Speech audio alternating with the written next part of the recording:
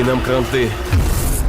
Hello guys, কেমন আছো সবাই? আশা করি সবাই খুব ভালো আছো। আজকে আমরা খুব সম্প্রতি মুক্তি পাওয়া একটা সিনেমা সম্পর্কে জানতে চলেছি, যে সিনেমাটির নাম হচ্ছে ক্র্যাকেন। সিনেমাটি তৈরি করেছে হচ্ছে রাশিয়া। আর এর আগেও আমরা বেশ কয়েকটা রাশিয়ান সিনেমা কিন্তু দেখেছি, যে রাশিয়ান সিনেমাগুলোর ধরন অনেকটা হলিউডের মতোই, কিন্তু কি হয় যে হলিউডের মতো অত শক্তপোক্ত কাহিনী থাকে না। তো যাক, আজকে আমরা যে সিনেমাটি দেখবো, এই সিনেমাটা হচ্ছে ওই তোমার গডজিলা টাইপের যে সিনেমা রয়েছে না, একটা মনস্টার নিয়ে তৈরি হয়, বিশাল আকার মনস্টার, সেই টাইপের একটা মনস্টার নিয়ে। এবং সিনেমাটির নাম হচ্ছে ক্র্যাকেন। এবং ক্র্যাকেন হচ্ছে গডজিলার চেয়েও শক্তিশালী এবং বড় একটা অক্টোপাস টাইপের মনস্টার। তো যাই হোক, এই মনস্টার সিনেমাটি কিন্তু রাশিয়া তৈরি করেছে অনলি বাংলাদেশি 12 কোটি টাকা খরচে। হ্যাঁ, তুমি ঠিকই শুনেছো, এই সিনেমাটি মাত্র 12 কোটি টাকা দিয়ে তৈরি করা হয়েছে। এবং সিনেমাটি মুক্তি পেয়েছে এপ্রিল মাসে, এবং এটার আইএমডিবি রেট হচ্ছে 10-এ 5.5। তো যাই হোক, আমি খুবই সংক্ষেপে সিনেমাটি তোমাদের জন্য এক্সপ্লেন করছি। তো সিনেমার শুরুতে আমাদের আর্কটিক মহাসাগর দেখানো হয়। আর আর্কটিক মহাসাগর হচ্ছে বিশ্বের প্রধান যে 5টা মহাসাগর রয়েছে তার মধ্যে সবচেয়ে ছোট এবং অগভীর মহাসাগর। এবং এর আশেপাশের দেশগুলো হচ্ছে রাশিয়া, যুক্তরাষ্ট্র, গ্রিনল্যান্ড। তো যাই হোক, ওখানে আমরা দেখি যে জুলিয়া এবং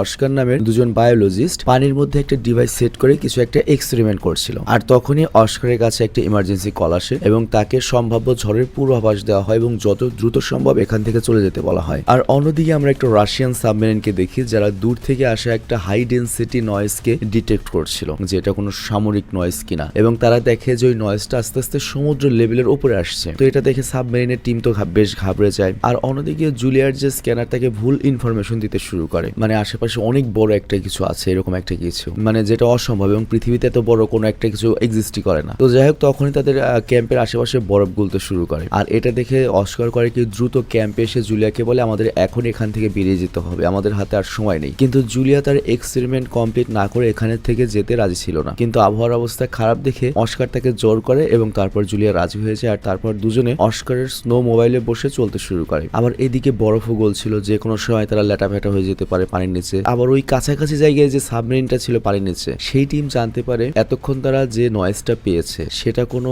মেশিনের শব্দ নয়, বা মানুষের তৈরি কোনো প্রাণীর শব্দ নয়, বা মানুষের তৈরি কোনো যন্ত্রের শব্দ নয়, এটা একটা বায়োলজিক্যাল প্রাণীর শব্দ ছিল। বায়োলজিক্যাল প্রাণ মানে হচ্ছে যেটা একটা প্রাণী, এবং সমুদ্রের নিচে কোন একটা প্রাণ রয়েছে যেটা এত বিশাল আকার এবং এই নয়েজটা করছে। তবে টিম কিছু বুঝে ওঠার আগেই একটা বিশাল ক্রিয়েচার তাদের সাবমেরিনের সাথে ধাক্কা খায়। আর এর ফলে সাবমেরিনের সকল ইমার্জেন্সি অ্যালার্ম বাজতে শুরু করে এবং সাবমেরিনের মধ্যে থাকা সকল টিম মেম্বারদের কাছে অনুভব হয় যে সেই ক্রিয়েচার তাদের সাবমেরিনকে সম্পূর্ণভাবে ঘিরে ধরেছে। আর তারপর সেই ক্রিয়েচার তাদের সাবমেরিনকে নিজের শক্তি দিয়ে নিচে টেনে নামিয়ে নিয়ে যায়। আর এইদিকে আমরা দেখি জুলিয়ার অস্কার তারা কোনোভাবে নিজেদের প্রাণ বাঁচিয়ে পালানোর চেষ্টা করছে, কারণ তাদের পেছনের বরফ একের পর এক ভেঙেই যাচ্ছিল। আর তখন অস্কারের নজর পড়ে সামনের দিক থেকে আসা বরফের তুফানের ওপর, যা খুবই ভয়ানক ছিল। তো এটা দেখে অস্কারও তো অনেক ভয় পেয়ে যায়। আর ভয় পাওয়ার ফলে অস্কারের মনোযোগ নষ্ট হয়ে যায়। এই কারণে তার স্নো মোবাইলটা বরফ খণ্ডের সাথে ধাক্কা লেগে উল্টে যায় এবং ব্লাস্ট হয়ে যায় এবং তারা দুজনে অজ্ঞান হয়ে যায়। আর এরপর যখন জুলিয়া আর অস্কারের জ্ঞান ফিরে আসে, ততক্ষণে তাদের ক্যাম্প কিন্তু তুফানের কবলে পড়ে পুরো ধ্বংসযোগ্য হয়ে গিয়েছে। আর অপরদিকে সাবমেরিনে তো বারবার হামলা হচ্ছিল, আর এই হামলাটা করছিল সেই বিশাল ক্রিয়েচার। তো তাকে আটকানোর জন্য টিম করে কি টর্পেডো হামলা করে, কিন্তু ওই ক্রিয়েচারের কিছুই হয় না। আর এরপর ওই ক্রিয়েচারের আইডেন্টিটা দেখতে পারে এবং আইডেন্টিটি চেক করার পরে ওরা যখন আরেক কিছু জানবে তার আগে ওই ক্রিয়েচারটা আবার ওদের সাবমেরিনে হামলা করে এবং ধ্বংস করে দেয়। কিন্তু ডুবে যাওয়ার ঠিক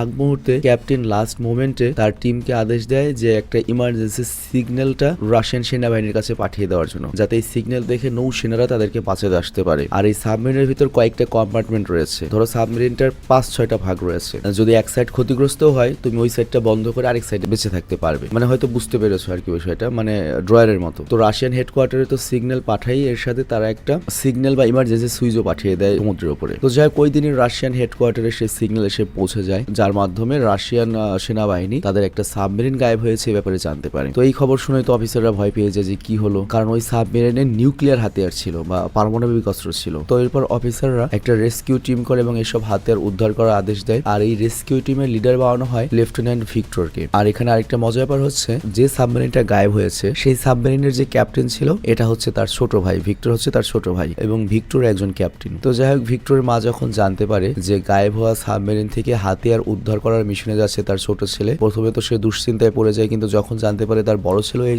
সাবমেরিনে রয়েছে তখন সে ভিক্টরকে শুভকামনা জানিয়ে তার বাবার ব্যবহৃত একটা ঘড়ি উপহার দেয়। যদিও তার বাবা বেঁচে নেই, তবে তার বাবা এই ঘড়ি পরে যতগুলো মিশনে গিয়েছে এই ঘড়ি তার গুড লাক হিসেবে বাঁচিয়ে নিয়ে এসেছে। তো যাই হোক, ভিক্টর সেই ঘড়িটা নিয়ে মিশনের জন্য বাড়ি থেকে বেরিয়ে পড়ে। আর তারপর অফিসে এসে ভিক্টর দেখা করে তার বাবার পুরনো বন্ধু অ্যাডমিরাল বেলসবের সাথে, যে খুবই খিটখিটে এবং রাগী স্বভাবের একটা লোক ছিল আমার মতো, যাকেও হেডকোয়ার্টার থেকে এই মিশনের কমান্ডার বানানো হয়েছে। মানে বুঝতেই পারছো ভিক্টরদের ফুল ফ্যামিলি মনে করো সেনাবাহিনী ফ্যামিলি। তো যাই হোক, এরপর যখনই ভিক্টর সাবমেরিনের মধ্যে এন্ট্রি নেয় তখনই তার যে ক্রু রয়েছে, মানে তার সাবমেরিনের যে সাঙ্গপাঙ্গ রয়েছে, তারা অভিযোগ করে, স্যার আমাদের এত ছুটিতে ছিলাম, আমাদের ছুটি শেষ হওয়ার আগে এত আগে আমাদের ডাকা হলো কেন? তো ভিক্টর বলে, পরে বলবো তোমাদের, মানে প্রথমে ওদের কিছু বলে না। মানে বুঝতেই পারছো এটা একটা ক্লাসিফাইড মিশন ছিল। ক্লাসিফাইড মানে গোপন একটা মিশন। তো এরপর আমরা আবারও জুলিয়া এবং অস্কারকে দেখি, যারা বরফের তুফানে এদিক ওদিক ছুটে বেড়াচ্ছিল। আর চারিদিকের অবস্থা দেখে তাদের মনের জোর অনেক কমে এসেছিল, কারণ তাদের কাছে না খাওয়ার জন্য কোনো কিছু ছিল, না থাকার জন্য কোনো জায়গা ছিল। এছাড়া ফোনের সিগন্যালও পাচ্ছিল না, এমনকি স্যাটেলাইটের সিগন্যাল আসছিল না। কিন্তু তারপরেও জুলিয়া যে কোনো ভাবে বাঁচতে চাইছিল এবং সে সিগন্যাল খুঁজতে খুঁজতে একটা গভীর খাদের সামনে চলে আসে এবং আনমনে সে যখন খাদে পড়তে যাচ্ছিল তখনই অস্কার এসে তাকে বাঁচিয়ে নেয়। আর তারপর জুলিয়া যখন ফোন চেক করে তখন দেখতে পায় কিছুটা সিগন্যাল এসেছে। আর জুলিয়া দেখে সিগন্যালটা এসেছে কাছে থাকা একটা তেল কোম্পানি থেকে, যার নাম হচ্ছে রিক ওয়েল কোম্পানি। তো ওই সিগন্যাল পেয়ে জুলিয়া করে কি, সেই কোম্পানিতে কল করে। মানে বিষয়টা বুঝিয়ে বলি, সমুদ্রের নিচ থেকে তো তেল তোলা হয়, তো সাগরের উপরেই কিছু তোমার ওই অফিস থাকে ওই তেল কোম্পানির, তো সেই তেল কোম্পানির নেটওয়ার্ক পেয়েছে। কিন্তু জুলিয়া যখন ওই তেল কোম্পানির লোকের সাথে কথা বলছিল তখন দেখা যায় তুফানের শব্দ এত বেশি ছিল যে কোম্পানির মেম্বাররা জুলিয়ার কোনো কথাই শুনতে পায় না। আর কিছুক্ষণ পরে সিগন্যাল আবারও চলে যাওয়ার ফলে কল কেটে যায়। আর এর ফলে জুলিয়া এবং অস্কারের বেঁচে থাকার আশাও একেবারে শেষ হয়ে যায়। তবে তারপরেও অস্কার শেষ ভরসা হিসেবে একটা ফ্লায়ার বন্দুক ফায়ার করে। আর তখনই জুলিয়ার নজর পড়ে সামনে সাদা বরফের উপরে একটা লাল আলো জ্বলছে সেটার উপরে। তো এটা কিসের আলো সেটা জানার জন্য ওরা ওই আলোর সামনে ছুটে আসে। আর এরপর যখন কাছাকাছি আসে ওরা দেখতে পায় এটা একটা ইমার্জেন্সি সিগন্যালের বাটন। আর আমরা তো জানি এই সিগন্যালের বাটনটা কই থেকে এসেছে, এটা এসেছে হচ্ছে সেই গায়েব হওয়া সাবমেরিন থেকে, যেটা ক্যাপ্টেন রিলিজ করেছিল। তো ওরাও এটা বুঝতে পারে যেটা রাশিয়ান কোনো একটা মিলিটারি ইমার্জেন্সি বাটন হবে। আর এটার মধ্যে বুঝতেই পারছো ট্র্যাকার লাগানো রয়েছে। তো ওরা বুঝতে পারে রাশিয়ান সেনারা অবশ্যই এখানে আসবে। তো এর মানে ওদের জাস্ট কোনো রকমের টিকে থাকতে হবে, তাহলে ওরা উদ্ধার বা বেঁচে যাবে। আর অন্যদিকে ভিক্টরের সাবমেরিন 1 ঘন্টা চলার পরে মিশনের গন্তব্যে পৌঁছে যায়, যেখানে ভিক্টরের ভাইয়ের সাবমেরিন গায়েব হয়েছিল গতকাল। তো যাই হোক, এছাড়াও তারা একটা ইমার্জেন্সি সিগন্যালের লোকেশনও ট্রেস করে, মানে ওই যে ওই বাটনের লোকেশনটা। আর এরপর ভিক্টর তার টিমকে সেই লোকেশনে যাওয়ার জন্য বলে। তো সেই লোকেশনে যাওয়ার পরে ভিক্টর কোনো সাবমেরিন তো খুঁজে পায় না, বাট দুজন জিওলজিস্টকে খুঁজে পায় যাদের অবস্থা খুবই খারাপ ছিল। তো ভিক্টর তাদের দুজনকে সাবমেরিনে উঠিয়ে নেয়। আর এই দুজন ছিল হচ্ছে জুলিয়া এবং অস্কার। তো যাই হোক, এরপর ভিক্টর ওদের কাছে জিজ্ঞাসা করে যে কি হয়েছিল, কিন্তু জুলিয়া আর অস্কার বলে আমরা তো জানি না, আমরা জাস্ট বায়োলজিস্ট বা জিওলজিস্ট, আমরা এখানে গবেষণার জন্য এসেছিলাম। তো আমরা সমুদ্রের অনেক নিচে একটা ছোটখাটো ব্লাস্টের ডিভাইস পাঠিয়েছিলাম, আমরা ছোটখাটো একটা সোনার ডিভাইস পাঠিয়েছিলাম, কিন্তু তখনই হঠাৎ করে মনে হয় যে সমুদ্রে ভূমিকম্প শুরু হলো। আমার ইকুইপমেন্ট চেক করি, সেখানে কোনো ভূমিকম্প দেখায়নি, বরং এমন একটা কিছু দেখানো হয়েছে যেটা সম্ভব না, দুনিয়াতে এক্সিস্ট করে না, এবং এটা ভূমিকম্পের জন্য হয়নি। এবং আমার কাছে মনে হয় এটা সামুদ্রিক কোনো দানবীয় একটা প্রাণীর কাজ। তো এই কথা শুনে কেউ তো বিশ্বাস করে না, কিন্তু ভিক্টরের একটু খটকা লাগে, কারণ ভিক্টর যখন এই জায়গাতে আসছিল, মানে রাশিয়া থেকে যখন এই জায়গাতে আসছিল, তখন মাঝপথে ওদের রাডারে একটা আজব সিগন্যাল ধরা পড়ে। তারা দেখতে পায় চারদিক থেকে কিছু আসছে অনেক বড় বড়। আর যখন কাছে আসে তারা দেখতে পায় যে এটা একটা বিশাল বড় একটা তিমি মাছের গ্রুপ ছিল, এবং এই তিমি মাছগুলো বারবার ওদের সাবমেরিনের সাথে ধাক্কা লাগাচ্ছিল, এবং দেখে মনে হচ্ছিল এই তিমি মাছগুলো ওদেরকে আটকাচ্ছিল, যার সামনে যেও না। মানে এখন ফ্ল্যাশব্যাক দেখছি আমরা আর কি। আর তখন যে কমান্ডার অ্যাডমিরাল বেলোসোভ ওই তিমি মাছদের দূরে সরানোর জন্য লো ফ্রিকোয়েন্সির একটা সোনার সিগন্যাল রিলিজ করার অর্ডার দেন, মানে একটা শব্দ। তবে ভিক্টর এমন কিছু করতে নিষেধ করে, কারণ এতে তিমি মাছের কানের ক্ষতি হতে পারে বা একেবারে মারাও যেতে পারে কান ফেটে। বাট অ্যাডমিরাল বেলোসোভ ছিল খিটখিটে মজাজের লোক, তিনি ভিক্টরের কথা শোনেন না। আর লো ফ্রিকোয়েন্সি অন হতেই সব তিমি মাছ এখান থেকে দূরে সরে যায়। কিন্তু একটু পরে আবারও ওই টিম চলে আসে। তো এটা দেখে টিম মেম্বাররা ভয় পেয়ে যায় যে আসলে কি হচ্ছে, তারা তো সাবমেরিন অনেকদিন ধরে সমুদ্রের নিচে চালায়, এরকম তো কখনো হয়নি। আর তখন টিম সমুদ্রের গভীর থেকে আরো একটা সিগন্যাল পায়, যেটা খুব ভয়ানক একটা সিগন্যাল ছিল। এবং এই সিগন্যালের পরে যেটা হয়, এখানে যতগুলো তিমি মাছ ওদের সাবমেরিনকে আটকানোর চেষ্টা করছিল তারাই ভয় পেয়ে চলে যায়। আর ভিডিওটির এই মুহূর্তে একটা কমার্শিয়াল বিজ্ঞাপন রয়েছে, আর বিজ্ঞাপনটার পরে আমরা আবার মূল ভিডিওতে চলে যাচ্ছি, কিংবা তুমি চাইলে বিজ্ঞাপনটা টেনে আবারও মূল গল্পে যেতে পারো। এই Mets women's Big Bash league 2025 আসতে চলেছে। আর এটা হচ্ছে এমন একটা সময় যখন ক্রিকেট লাভাররা তাদের ফেভারিট টিমকে সাপোর্ট দেখাবে এবং এনজয় করবে।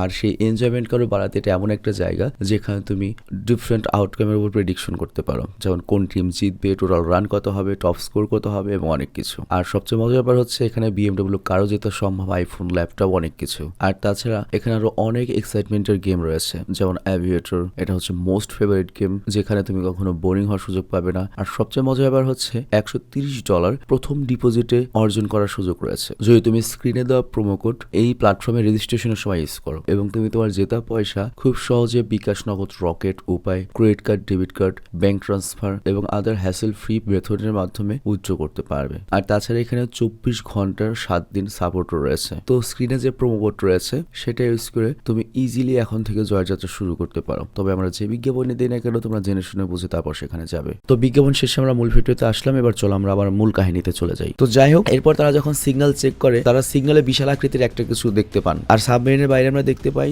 সেই বিশাল যে তোমার প্রাণীটা অক্টোপাসের মতো এক ঝটকায় সবগুলো তিমি মাছকে নিজের শিকার বানিয়ে নিয়েছে। তো এখানে কমান্ডার অ্যাডমিরাল মনে করেন যে এটা আবার কোন ধরনের জিনিস। তো এই জন্য তিনি ওই ক্রিয়েচারের উপর হামলা করার আদেশ দেন, কিন্তু ভিক্টর তাকে এটা বলে থামিয়ে দেন যে আমরা এটার উপর এখনই হামলা করতে পারি না, যে এটা আদৌ ক্ষতিকর কিনা বা কেমন কি, আগে আমরা হামলা না করি। তো ভিক্টর করে কি সাবমেরিনের কমান্ডো নেয় এবং পাশে একটা তোমার যে পানির নিচে 2 পাহাড়ের যে গিরিখাত সেটার চিপার মধ্যে ঢুকে যায়, কারণ তার বিশ্বাস ছিল যে ক্রিয়েচারটা যেহেতু অনেক বড় চিপার মধ্যে ঢুকতে পারবে না। আর এমনটাই ঘটে। আর যদি ওখানে ফাইট করতো ওরা, তাহলে অবশ্যই হয়তো মরতেও পারতো। তো যাই হোক, ভিক্টররাও যেহেতু আসার সময় এরকম একটা কিছু এক্সপিরিয়েন্স করেছে, আবার জুলিয়াও একই ধরনের কথা বলছে। তো এর মানে ওই ক্রিয়েচারটি বরফ ভেঙে তাদের সাবমেরিনকে, প্রথম সাবমেরিনকে ধ্বংস করেছে। আর এখানে আমরা জানতে পারি জুলিয়ারা কিন্তু তোমার রাশিয়ান নয়, তারা সুইডিশ নাগরিক, এবং তাদের লোকগল্প অনুযায়ী তারা বিশ্বাস করে যে সমুদ্রের নিচে অক্টোপাসের মতো এরকম বিশাল বিশাল দানবীয় প্রাণী রয়েছে। কিছু কিছু অক্টোপাস এসে যারা 1000 বছর বাঁচতে বাঁচতে এত বড় হয়ে যায় যে তাদেরকে তারপর ক্র্যাকেন বলা হয়, এবং তারা 100 বছর পর পর জাগে এবং তারপর ধ্বংসযজ্ঞ চালিয়ে আবার ঘুমিয়ে পড়ে, এবং তাদেরকে আটকানো কোনোভাবেই সম্ভব নয়। তো এই জন্য জুলিয়া ভিক্টরকে অনুরোধ করে, তুমি আমাকে আর অস্কারকে ওই রিক অয়েল কোম্পানিতে দিয়ে আসো, মানে সমুদ্রের উপর যে তেল কোম্পানিটা রয়েছে সেখানে দিয়ে আসো। এর আগে আমি সেখানে কন্ট্রাক্টও করেছিলাম, তো ওখানে গেলে আমরা নিরাপদে থাকবো, তোমরা সেনাবাহিনী তোমরা যা মনে হয় তাই করো। তো জুলিয়ার কথা শুনে ভিক্টর করে কি কোম্পানির লোকেশন চেক করে এবং দেখতে পায় সেই লোকেশন এখান থেকে খুব বেশি দূরে নয়। তো এই জন্য ওদের দুজনকে রেখে আসার জন্য সেই লোকেশনের উদ্দেশ্যে বেরিয়ে পড়ে। আর চলার পথে ওরা আবারও সেই আজব সিগন্যালটা নোটিস করে, কিন্তু এইবার ওরা সিগন্যাল পেলেও কিন্তু ওই ক্রিয়েচারের যে এক্সাক্ট লোকেশন ওটা রাডারে ধরা পড়ে না, কারণ ওই ক্রিয়েচারটি একেবারে মাটিতে সাথে লাগিয়ে চলছিল। এবং আমরা দেখতে পাই এই সাবমেরিন যখন তেল কোম্পানির কাছাকাছি যায় এবং তারপর যখন ইনচার্জের সাথে কথা বলে যে আমরা এখানে দুজন লোক রেখে যাচ্ছি, তখনই সমুদ্রে উত্তাল ঢেউ শুরু হয় এবং ঢেউর সাথে একটা বিশাল ভয়ঙ্কর সামুদ্রিক ক্রিয়েচার বেরিয়ে আসে এবং ক্ষণিকের মধ্যেই ওই বিশাল তেল কোম্পানিকে একেবারে ধ্বংস করে দেয়। আর ভিক্টর যখন টেলিস্কোপ দিয়ে বাইরের পরিস্থিতি দেখে এবং এই ক্রিয়েচারের আসল রূপ যখন দেখতে পায় যে এটা একটা ভয়ঙ্কর রকমের বিশাল অক্টোপাস, এবং বাকিরাও যখন সিসি ক্যামেরায় দেখে সবাই ভয় পেয়ে যায় এবং টিম কিছু বুঝে ওঠার আগেই ওই তেল কোম্পানির অফিসই সমুদ্রে পানির সঙ্গে মিশে যায়। তো যাই হোক, এই দৃশ্য দেখার পরে ভিক্টরের টিমের কাছে এখান থেকে পালিয়ে যাওয়া ছাড়া আর কোনো অপশন ছিল না। আর পালাবেই না কেন, কারণ ওই অক্টোপাসটি রিক অয়েল কোম্পানি ধ্বংস করার পরে ওদের সাবমেরিনের দিকে এগিয়ে আসছিল। তো এটা দেখে অ্যাডমিরাল তো রেগে যায়, কারণ সে একটা, বুঝতেই পারছো, কর্নেল, তার কাছে পারমাণবিক বোম রয়েছে এই সাবমেরিনে। তো সে কমান্ড হাতে তুলে নেয় এবং তার টিমকে আদেশ দেয় যে 2 রাউন্ড টর্পিডো ফায়ার করার জন্য। আর টর্পিডো মানে হচ্ছে এক কথায় সমুদ্রের নিচের মিসাইল আর কি, পানির মিসাইল আর কি। তবে এই টর্পিডো মেরে কোনো লাভই হয় না, কারণ অক্টোপাসের কিছুই হয়নি। তবে এই হামলায় অক্টোপাসও রেগে যায় এবং সে করে কি আরো খেপে সাবমেরিনের দিকে এগিয়ে যায়। আর এটা দেখে অ্যাডমিরালও এবার ভয় পেয়ে যায় এবং ভয় পেয়ে এই সাবমেরিনের দায়িত্ব সে আবারও করে কি ভিক্টরের হাতে ছেড়ে দেয়। তো দায়িত্ব হাতে পাওয়ার পরে বা কমান্ড হাতে পাওয়ার সাথে সাথে ভিক্টর করে কি সাবমেরিনকে ঘুরিয়ে উল্টো রাস্তায় নেওয়ার আদেশ দেয়। আর এভাবে তারা অক্টোপাসের হামলা থেকে তো একটু বেঁচে যায়, কিন্তু পালানোর সময় অক্টোপাসের একটা টেন্টিকল ওদের সাবমেরিনের সাথে ধাক্কা খায় আর এর ফলে সাবমেরিনের পার্টস ক্ষতিগ্রস্ত হয় এবং পানির মধ্যে ডুবে যেতে শুরু করে। আর এরপর আমরা দেখি অক্টোপাস ওদের উপর আবারও হামলা করে বসে। আর এই হামলায় ঝাঁকি লাগে প্রচুর সাবমেরিনে এবং টর্পিডো রুমে আগুন লেগে যায়। আর তখনই কিছু মেম্বার করে কি আগুন নেভানোর চেষ্টা করে এবং আগুনের মধ্যে ফেসে যায়। আর তারপর অক্টোপাস আবারও হামলা করে এবং সাবমেরিনটিকে নিচের দিকে টেনে নিয়ে যাওয়ার চেষ্টা করে, ঠিক আগেরটা যেভাবে নিয়েছে। আর এটা থেকে ভিক্টর তার টিম মেম্বারদেরকে সবকিছু বন্ধ করে দিতে বলে, সাবমেরিনের পুরো সাবমেরিনে বন্ধ করে দিতে বলে এবং সবারও শব্দ করা বন্ধ করতে বলে, কারণ এটা যেহেতু বিশাল বড় প্রাণী, এটাই সাবমেরিনের শব্দ এবং ভেতরে মানুষের শব্দও পাচ্ছে। আর এজন্যই সে অ্যাটাক করার চেষ্টা করছে। আর যদি কোনো কিছু না থাকে তাহলে হয়তো বস্তু মনে করে ছেড়ে দিতে পারে। তো ভিক্টর করে কি সাবমেরিন বন্ধ করে সবাইকে শান্ত থাকতে বলে এবং আগুন নেভানোর কাজও আপাতত বন্ধ রাখতে বলে। তো এর ফলে টর্পিডো রুমে কার্বন ডাই মনোক্সাইড বেড়ে যেতে থাকে, মানে মানুষও মারা যেতে পারে যারা আটকা পড়েছে। কিন্তু ভিক্টরের প্ল্যান সফল হয়। ক্র্যাকেন যখন দেখতে পায় যে এই সাবমেরিনটা একটা বস্তু, মানে কোনো প্রাণী নাই, শব্দ নাই, তখন এখান থেকে চলে যায়। তো ক্র্যাকেন যাওয়ার পরে টর্পিডো রুম থেকে আহত লোকদের বের করে চিকিৎসা দেওয়া শুরু হয়, যেখানে অস্কার আর জুলিয়াও সবাইকে অনেক সাহায্য করে এবং সবার ভরসা জিতে নেয়। আর তারপর জুলিয়া ভিক্টরকে ক্র্যাকেনের বিষয়ে বলে, মানে ওদের সুইডিশ কাহিনী অনুযায়ী, আর এটা আমি অলরেডি আগে একবার বলেছি তোমাদেরকে, তো ওদের গল্প অনুযায়ী যে 1000 বছরের পুরনো কিছু অক্টোপাস রয়েছে যা যাদের সাইজ কখনো কমে না, তারা খালি বাড়ে এবং তারা করে কি একেবারে সমুদ্রের সবচেয়ে গহীন জায়গায় ঘুমিয়ে থাকে এবং প্রতি 100 বছরে একবার উঠে তছনছ করে খাইয়ে দিয়ে আবার ঘুমিয়ে পড়ে। কিন্তু আমি যে গবেষণা করার জন্য যে জায়গাতে এটা সোনার পাঠিয়েছিলাম, সোনার মানে ওটা পানির নিচে শব্দ করে আর কি, মানে একটা তরঙ্গ পাঠায়, আর ওইটাই হয়তো অক্টোপাসের জায়গা ছিল বা ওই ক্র্যাকেনের ঘুমানোর জায়গা ছিল, আর ওই সোনারটাই হয়তো ওকে আবার জাগিয়ে দিয়েছে, আর এই কারণে ওটা হয়তো খেপে রয়েছে, মানে ফুল ঘুম না হলে আমরা যেরকম খেপেছি ওরকম। আর ওই সোনার ডিভাইসটা আমি বন্ধ করতে পারিনি, ওটা পানির নিচে এখনো চলছে। তো এর মানে হচ্ছে ওই অক্টোপাসের বাড়িতেই আমার সোনারটা চলছে, মানে ওই ডিভাইসটা চলছে। তো দুইটা উপায় রয়েছে, হয় ওই সোনারটা বন্ধ করতে হবে, তাহলে অক্টোপাস ঠান্ডা হবে, নয়তো এই অক্টোপাসকে মেরে ফেলতে হবে, আর এটা কোনোভাবেই মারা সম্ভব নয়। আর তারপর জুলিয়া আরেকটা তথ্য দেয় যে এইসব ক্র্যাকেন বা অক্টোপাস শিকার করার পরে তাদের শিকারকে তার বাসায় নিয়ে যায়। তো এর অর্থ হচ্ছে জুলিয়া যেখানে তোমার সোনার সেট করেছে, মানে ওইটাই তো অক্টোপাসের বাসা, সেখানেই হয়তো ভিক্টরের ভাইয়ের সাবমেরিন রয়েছে এবং হয়তো ওরা এখনো বেঁচে রয়েছে সাবমেরিনের কোন একটা পার্টে। তো ওরা যখন কথা বলছিল তখনই ওদের কাছে একটা রেডিও সিগন্যাল আসে, তবে পুরোপুরি না, আজব রকমের একটা সাউন্ড, এবং এটা আসছিল ঠিক জুলিয়ার যেখানে ক্যাম্প ছিল সেখান থেকে। তো ভিক্টর তখন বুঝতে পারে যে এইটা ওদের আগের যে তোমার সাবমেরিন সেটা থেকে আসছে। তো ভিক্টর এখন এই মিশনটা করতে চায়, মানে ক্র্যাকেনের বাড়ির ভেতরে যাবে শুধুমাত্র নিজের ভাই না বাকিদের উদ্ধার করার জন্য, কারণ তারা এখনো জীবিত রয়েছে, মানে একটা আত্মঘাতী সিদ্ধান্ত। তো ক্রু মেম্বাররা যখন এটা শুনে তারা কেউ রাজি হয় না, কারণ তাদের কাছে যে হাতিয়ার রয়েছে সেটা তো অক্টোপাসের কোনো ক্ষতি করতে পারছে না। ইভেন নিউক্লিয়ার বোম মারলে তারা নিজেরাই মরতে পারে, দেখা গেল অক্টোপাসের কিছু হলো না, তারাই মারা পড়লো। তো তারা সবাই বলে যে এখান থেকে আমাদের পালিয়ে যাওয়া উচিত। কিন্তু ভিক্টর যেহেতু একজন ক্যাপ্টেন, তো সে বলে আমি এখানে এসেছি সবাইকে বাঁচানোর জন্য, সৈনিকরা কখনো যুদ্ধে নামে নিজেকে বাঁচানোর জন্য নয় বা পালানোর জন্য নয়। তো যাই কিছু কিছু ক্রু মেম্বার রাজিও ছিল না, তবে তারপরেও সে এই মিশন চালিয়ে যায়। আর ক্রু মেম্বারদের না চাইতে তো কিছু করার নেই, ক্যাপ্টেনের কথা শুনতেই হবে, কিন্তু সবাই মেনেই নেয় যে মরবো আজকে শেষ। তো যাই হোক, এরপর এই মিশনের অংশ হিসেবে তারা একটা ভয়ানক খাদের মধ্যে প্রবেশ করে, কিন্তু তাদের মেইন যে সাবমেরিনটা সেটা তারা খুব বেশি নিচে নামায় না, নিচে তল্লাশির জন্য তারা একটা মিনি বা ছোট একটা সাবমেরিন ব্যবহার করে। আর তারপর নিজের দুজন অফিসারকে সাথে নিয়ে ভিক্টর করে কি ওই মিনি সাবমেরিনে যায় এবং খাদের নিচে গিয়ে তারা শত শত জাহাজ দেখতে পায়। এর মধ্যে কিছু কিছু জাহাজ ছিল আজ থেকে 1000 বছর আগেরও। তো এর মানে জুলিয়া যে ক্র্যাকেনের গল্প শুনিয়েছিল সেটা মিথ্যা নয়, আসলেই সত্য যে এটা শত শত বছর ধরে এরকম মনে করে অনেক কিছুই টেনে এখানে নিয়ে এসেছে। তো যাই কিভাবে যেতে যেতে ভিক্টর তার ভাইয়ের সাবমেরিনটাও খুঁজে পায় এবং এখানে দেখা যায় সাবমেরিনের যে সামনের অংশ সেটা ক্ষয়ক্ষতি ছাড়াই ভালো ছিল। তো ভিক্টর করে কি তার মিনি সাবমেরিনকে ওই সামনের অংশের সাথে যুক্ত করে এবং সাবমেরিনের ভেতর প্রবেশ করতেই সে অবাক হয়ে যায় যে তার ভাই এবং বাকি কিছু ক্রু মেম্বার এখনো জীবিত রয়েছে। আর ভাইকে জীবিত দেখে ভিক্টর অনেক খুশি, কিন্তু এর সাথে চিন্তাও রয়েছে যে এদের সবাইকে নিয়ে বেঁচে ফিরবে কিভাবে। আর তখন ভিক্টরের ভাই আলেকজান্ডার বলে যে এই ক্র্যাকেন শুধুমাত্র যে প্রাণী থেকে শব্দ বের হয় তার উপর আক্রমণ করে এবং আমরা যদি নিঃশব্দে যেতে পারি তাহলে এই ক্র্যাকেনের হাত থেকে বাঁচতে পারবো। তো যাই হোক, এরপর সিদ্ধান্ত হয় মিনি সাবমেরিনে করে তারা ওই মেন সাবমেরিনে এখানকার লোকদের বা ক্রু মেম্বারদের নিয়ে যাবে, কিন্তু সবাইকে নিয়ে যাওয়ার তো জায়গা ছিল না, এই জন্য বাকি সব ক্রু মেম্বারদের দিয়ে শুধুমাত্র ভিক্টর আর তার ভাই এই সাবমেরিনে থেকে যায়। আর এখানে লোক এই সাবমেরিনেও কিন্তু নিউক্লিয়ার ওয়েপন ছিল, তবে এখানে আমি ভুল বলেছি, ওরা যে সাবমেরিন নিয়ে এসেছে ওইটা আবার নিউক্লিয়ার ওয়েপন ছিল না, কারণ একটা নিউক্লিয়ার ওয়েপন আলা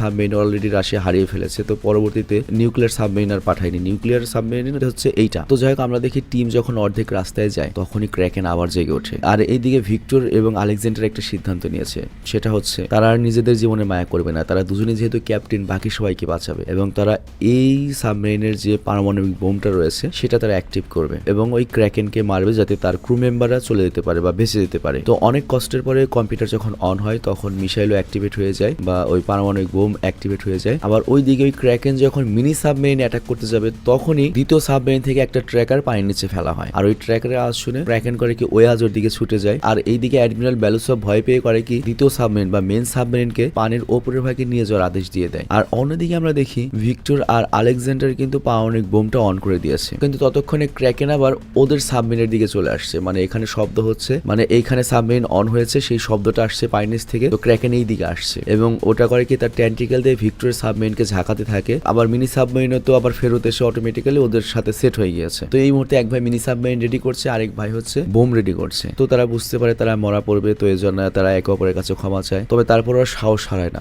যে কোনোভাবে ক্র্যাকেনকে মারতে হবে এবং দুই ভাই করে কি ক্র্যাকেন খুব বেশি কাছে আসার আগেই একসাথে সুইচ টিপে দেয় এবং জোরে একটা ব্লাস্ট করায়। আর এইটা ছিল হচ্ছে ভাই পারমাণবিক বোম, মানে পারমাণবিকের সবচেয়ে ছোট একটা বোমা, ছোট একটা মিসাইল। তবে তারপরেও এইটার এমন ব্লাস্ট হয় ভাই, ক্র্যাকেন তো ঝাঁঝরা হয়ে যায় এবং এই বোমের যে প্রভাব দেখো, বরফ ভেদ করে একবার আকাশ উঠে যায়, মানে এটার মাশরুম। এবং এর সাথে যেটা হয় এই সেখানে যে একটা ঝাঁকির সৃষ্টি হয়, এই ঝাঁকিতে ওদের সাবমেরিনে একটা বিশাল ঝাটকা লাগে এবং ওদের সাবমেরিন সাগরের নিচে আরো গিরি খাতে পড়ে যায়, আরো ডুবে যেতে শুরু করে এবং ওই সাবমেরিনে পানি ঢুকতেও শুরু করে। তো এটা দেখে ওরা করে কি আবার মিনি সাবমেরিনে ঢুকে যায়, কিন্তু পানির নিচের এই প্রেসারের কারণে কারণে মিনি সাবমেরিনার আলাদা করা যাচ্ছিল না। আবার এই সাবমেরিনে যে অস্ত্রগুলো রয়েছে, এই অস্ত্রগুলো ওরা তো যেহেতু ফেরত নিতে পারছে না, তো প্রত্যেকটা সামরিক বাহিনীর একটা সিস্টেম থাকে, যে অস্ত্র আমি নিজে ইউজ করতে পারবো না, ওই অস্ত্র কাউকে ইউজ করতে দেবো না। তো এই অস্ত্র যদি এখানে থেকে যায়, আমেরিকা যদি তোমার নিয়ে যায় এই পারমাণবিক বোমগুলো বা অন্য কেউ নিয়ে যায়, তো এই জন্য এখানে সেলফ ডিস্ট্রাকটিভ মোড অন করে দেওয়া হয়েছে। মানে এই প্রথম সাবমেরিনটাও পুরোপুরি ধ্বংস হয়ে যাবে। তো ওদের হাতে খুব বেশি সময় নেই, তো দুজনেই ভয় পেয়ে যায়। কিন্তু তারপরেও দুই ভাই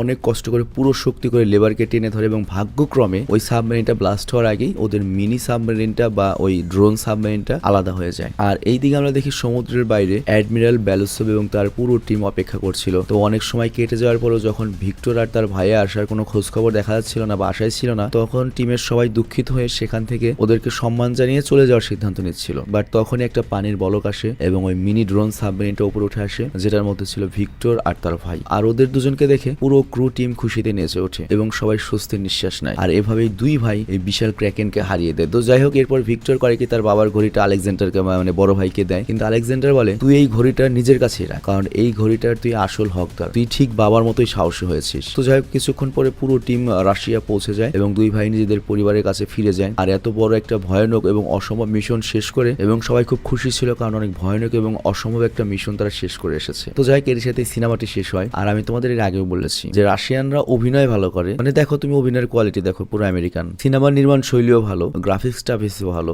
সাউন্ডও ভালো, কিন্তু মেন সমস্যা হলো ওদের সিনেমার কাহিনী থাকে না। সিনেমাটা কয়েকদিন আগের সিনেমা, এই জন্য আর কি এক্সপ্লেন করলাম, কিন্তু দেখো সিনেমাতে আসলে কাহিনীর কিন্তু জোর কম। আর 12 কোটি টাকা দিয়ে যে সিনেমা তৈরি করছে, একেবারে কিন্তু খারাপ হয় না সেই হিসেবে। তো যাই হোক, সিনেমা এটা ভালো মন্দ হিসাব না, নতুন সিনেমা বলে আমি এনেছি এবং আমরা করবো কি 2025-এ যতগুলো সিনেমা এসেছে, সেটা ভালো হোক বা খারাপ হোক, প্রত্যেকটা সিনেমা আমরা রিভিউ করবো। তো তোমরা সিনেমা খারাপ হলে আবার চ্যানেল থেকে একবারে মুখ ঘুরিয়ে নিও না, তোমরা জাস্ট দেখবে যে 2025-এর সিনেমা আসছে কিনা। আমরা 2025-এর সবগুলো সিনেমা রিভিউ করবো, সবগুলো চ্যানেলেই, মানে যেটা যে চ্যানেলের সাথে যায় সেই চ্যানেলে দেবো আর কি। তো বিদায় নিচ্ছি, টেক কেয়ার, আল্লাহ হাফেজ, ভালো থেকো, বাই।